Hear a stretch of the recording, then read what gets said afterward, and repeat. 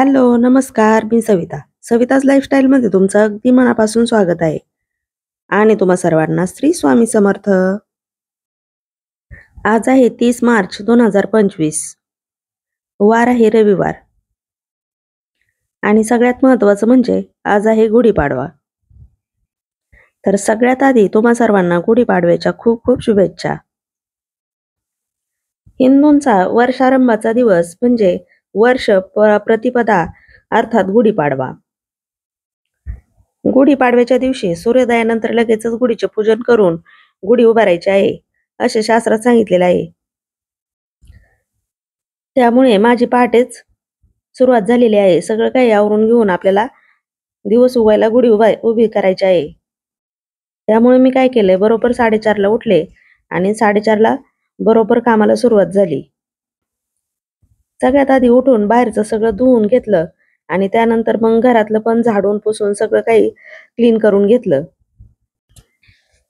कारण आज सण असल्यामुळे भरपूर काही काम उरकायचं होतं. त्यासाठी आता मी लवकर उठले, घरातलं बाहेरचं सगळं काही आवरून घेतलं, बाहेरचं धुवून काढलं, घरात फरशा वगैरे सगळं पुसून घेतलं आणि त्यानंतर मग बाहेर परत एकदा पाणी मारलं आणि त्यानंतर मग म्हणलं आता पहिले फुलं तोडून घ्यावीत.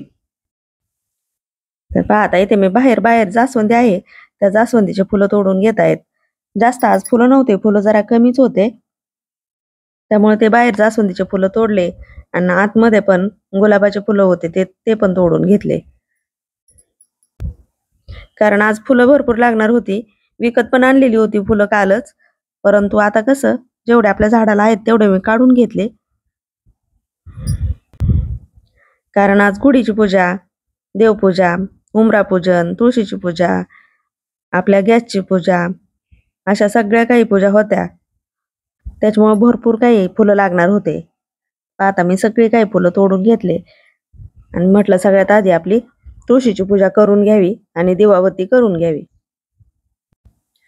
कारण कसं आहे ना, सकाळ सकाळ जर तुळशीची पूजा झाली, दिवाबत्ती झाली तर मग बरं वाटतं. आणि थोडा जास्त उशीर झाला तर मग ते दिवा लावण्याला पण जास्त ही अर्थ नसतो. त्याच्यामुळे मी सकाळ सकाळ पहिली तुळशीची पूजा करून घेतली. आता बाहेर चांगलंच उजेडायला लागलेलं होतं. म्हटलं चला आपले ही पण कामं उरकून घ्यावीत आणि त्यानंतर मग उंबऱ्याचं लेपन वगैरे मला करून घ्यायचं होतं. तर आता मस्तपैकी तुळशीला पाणी घातलं, दिवा लावला, अगरबत्ती वावळून फुल वाहून नमस्कार केला. नंतर उंबरा स्वच्छ कापडाने एकदा पुसून घेतला. काल पण अमावस्या असल्यामुळे उंबऱ्याला लेपन केलं होतं मी हळदीचं आणि आज पण पाडव्यामुळे करायचं होतं. तर पहा आता स्वच्छ कापडाने मी फरशी पुसतानाच उंबरा पण पुसून घेतलेला होता. मग आता हळदीचं लेपन मी करून हळदीच्या लेपनामध्ये आपल्याला गोमूत्र आणि हळद एकत्र करून आपल्याला ते लेपन तयार करायचं आहे. गोमूत्र नसेल तर तुम्ही गुलाबजल पण घेऊ शकता आणि तेही आपल्याकडे नसेल तर साध्या पाण्याने सुद्धा आपण हळद एकत्र कालवून त्याचं उंबऱ्याला लेपन आपण करू शकतो. तर पहा आता मस्त असं सकाळचं वातावरण होतं. उंबऱ्याला लेपन करून घेतलं, रांगोळी काढून घेतली. त्यानंतर म्हणलं चला पहिलं उंबरा पूजन करून घेऊया.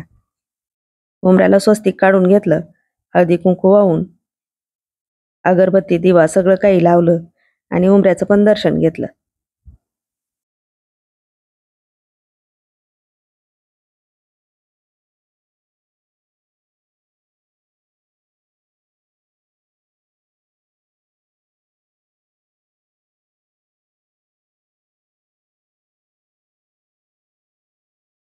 हॅलो, नमस्कार. मी सविताज लाईफस्टाईलमध्ये तुमचं अगदी मनापासून स्वागत आहे आणि तुम्हा सर्वांना श्री स्वामी समर्थ. तर आज आहे रविवार आणि आज आहे गुढीपाडवा. तर सगळ्यात आधी तुम्हाला गुढीपाडव्याच्या खूप खूप शुभेच्छा. आता माझं बाहेरचं सगळं आवरून झालंय, घरात पण उंबरा पूजन वगैरे सगळं झालंय, तुळशीची पूजा झाली. आता मला करायची गुढी उभा. चला मग आता गुढी उभा करू. सगळं सामान मी घेतलंय.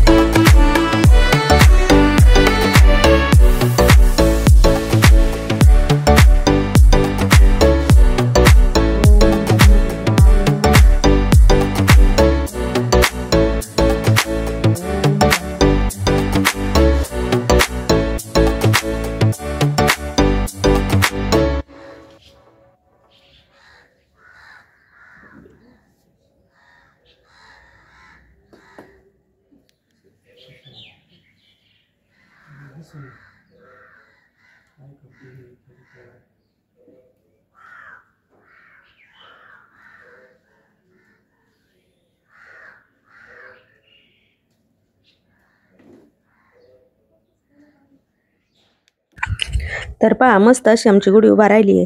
मी इथं गुढीची पूजा करून घेते. तोपर्यंत गुढीपाडव्याच्या दिवशी काय काय सेवा करायची आणि या दिवशीची थोडीशी माहिती आपण इथं मी तुम्हाला शेअर करते. माझ्या वाचनात थोडीशी आलेली. आजच्या दिवशी आपल्याला श्रीयंत्राची पूजा करायची असते. ज्यांच्या कुणाच्या घरात श्रीयंत्र नसेल त्यांनी आज ते विकत घेऊन त्याची पूजा करायची असते. श्रीयंत्राची आपल्या घरात स्थापना केल्याने घरातील अलक्ष्मीचा नाश होऊन शुभ लक्ष्मीचा निवास होतो. डोक्यावर कर्ज राहत नाही, बरकत येते. अशा बऱ्याच काही गोष्टी आहेत. अजून घरातील ताणतणाव दूर होतात, घरातील वातावरण मंगलमय होते आणि आपल्या वास्तूतील वास्तुदोष नाहीसे होतात. श्रीयंत्राच्या सानिध्यामध्ये मनःशांती लाभते, बाह्य शक्तींचा त्रास दूर होतो. आपल्यावर जर कर्ज असेल तर ते कर्ज फिटण्यास मदत होते. म्हणजे आपण श्रीयंत्राची पूजा आज पाडवा, त्यानंतर पौर्णिमा, सोमवार, मंगळवार, शुक्रवार अशा दिवशी जर केली तर आपल्या घरावरील कर्ज किंवा आपल्यावरील कर्ज हळूहळू कमी होत जाते म्हणजे आपण काहीच करायचं नाही आणि मनानेच कर्ज कमी होईल असं काही होणार नाही. परंतु लक्ष्मी आपल्याकडे येण्याचे बरेचसे मार्ग मोकळे होत असतात आणि त्यातूनच आपली बरकती होऊन आपले कर्ज फिटण्यास मदत होत असते. त्यासाठी आजच्या दिवशी आपल्याला आपल्या घरात श्रीयंत्राची स्थापना करून त्यावर कुंकुमार्चन सेवा करायची आहे. गुढीपाडव्याच्या दिवशी सोनं, चांदी असं आपण खरेदी करतो. कारण कसं असतं, गुढीपाडवा हा 3.5 मुहूर्तांपैकी एक मुहूर्त मानला जातो आणि आजच्या दिवशी जे आपण सोनं नाणं खरेदी करत असतो ते आपल्यावर विकण्याची किंवा गहाण ठेवण्याची कधीच वेळ येत नाही. त्यामुळे आजच्या दिवशी थोडं का होईना पण आपलं सोनं खरेदी करायचं असतं. परंतु आता कसं झालंय, सोन्याचे भाव अगदी गगनाला पोहोचलेत. त्याच्यामुळं सामान्य माणूस हा कधी सोनं खरेदी करू शकत नाही. मग त्याने काहीच घ्यायचं नाही का? तर आपल्या घरात ज्या गरजेच्या वस्तू असतात त्या पण आपण आज या गुढीपाडव्याच्या दिवशी घेऊ शकतो. म्हणजेच कसं आहे ना, आपल्या घरातील झाडू पण आपली लक्ष्मीच असते. त्यामुळे आपण या दिवशी झाडू पण खरेदी करू शकतो. त्यानंतर देवाच्या वस्तू, तांब्याची भांडे, पितळाची भांडे असे आपण ही खरेदी करू शकतो. पण आपल्याला गरज असेल तेच खरेदी करायचं. गरज नसताना काही पण घ्यायचं नाही आणि देवघरात जे आपण काही घेतो त्याची सेवा, पूजा, अर्चा आपल्याच्याने चांगली होत असेल तरच आपण ते खरेदी करावं. कारण कसं आहे, आता श्रीयंत्र मी सांगितलं, श्रीयंत्र घेतल्याने कर्जबाजारीपणा दूर होतो. म्हणून ते घ्यायचं आणि मंदिरात आपल्या देवाऱ्यात आणून फक्त ठेवायचं. असं करून चालत नाही. तर त्याची पूजा आपल्याच्याने झालीच पाहिजे तरच ते खरेदी करा, नाहीतर ते नाही केलेलंच बरं. तर आजपासून चैत्र नवरात्रीला पण सुरुवात होत आहे. त्यासाठी पण आपण लागणाऱ्या वस्तू, दिवे, असं देवाचे कापड किंवा स्वामींचे कपडे, मुकुट असं जे आपल्याला पाहिजे असेल किंवा जे आपल्याला वाटत असेल ते आपण खरेदी करू शकतो. आपण सोनच खरेदी करावं असं काही नाहीये. पहा आता इथं मी गुढी उभा केली. गुढीला साडी, पीस, एक घाटी, नंतर हार, आंब्याची डहाळी, कडुनिंबाची डहाळी आणि त्यानंतर नैवेद्य दाखवून घेतला. 7-7:30 वाजेपर्यंत आपली गुढी उभी राहिली आहे. मस्त अशी गुढीची पूजा झाली आहे. आता करायची देवपूजा आणि त्यानंतर करायचं आहे स्वयंपाक. पहा आता मस्त अशी पूजा, नैवेद्य दाखवलाय. नैवेद्यामध्ये आपल्याला कडुनिंबाची पाने, कडुनिंबाचा मोहर आणि गूळ, थोडंसं जिरं असं बरंच काही घेऊन आपल्याला हा नैवेद्य दाखवायचा आहे. त्यानंतर गुढीसमोर नारळ ठेवलेला आहे. हा नारळ आपण गुढी उतरवल्यानंतर फोडून पण खाऊ शकतो, त्याचा प्रसाद. गुढी उभारून घेतली. त्यानंतर मग आता देवपूजा करून घेत आहे. सगळ्यात महत्त्वाचं म्हणजे आपली देवपूजा. तर पहा मस्त अशी मी देवपूजा माझी करून घेतली.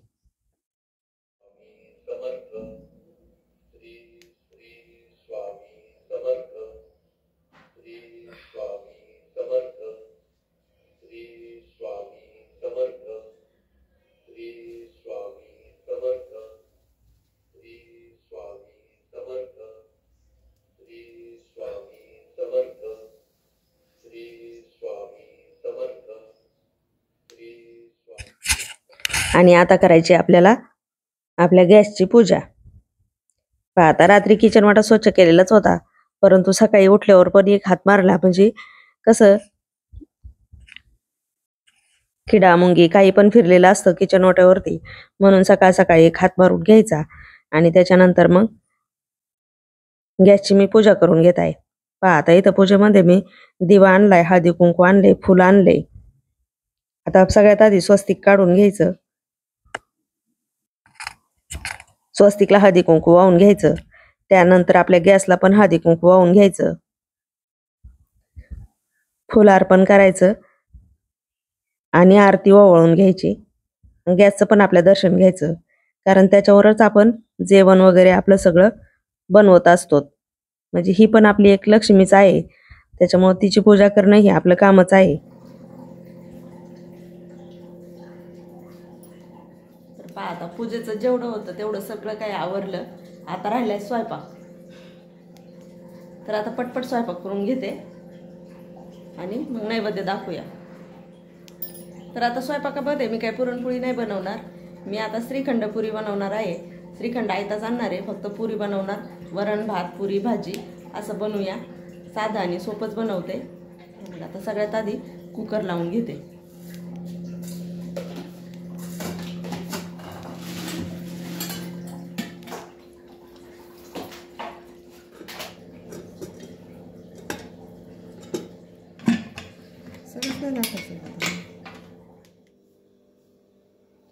तर पहा आता माझा सगळा स्वयंपाक झालाय. मी नैवेद्याचं ताट पण भरून ठेवलंय. पहा माझं किचन आवरायचं बाकी आहे, पण म्हणलं नैवेद्य आधी दाखवून घ्यावा आणि मग किचन आवरावा. तर चला आता मी नैवेद्य दाखवून घेते देवाला. काय काय केलं हे तुम्हाला बॅक कॅमेऱ्यात दाखवते. तर पहा आता इथे पुरी, श्रीखंड, वरण, बटाट्याची भाजी, भात, भजे, कुरडई, पापड आणि सॅलडमध्ये काकडी. हे आहे माझं आज नैवेद्याचं ताट.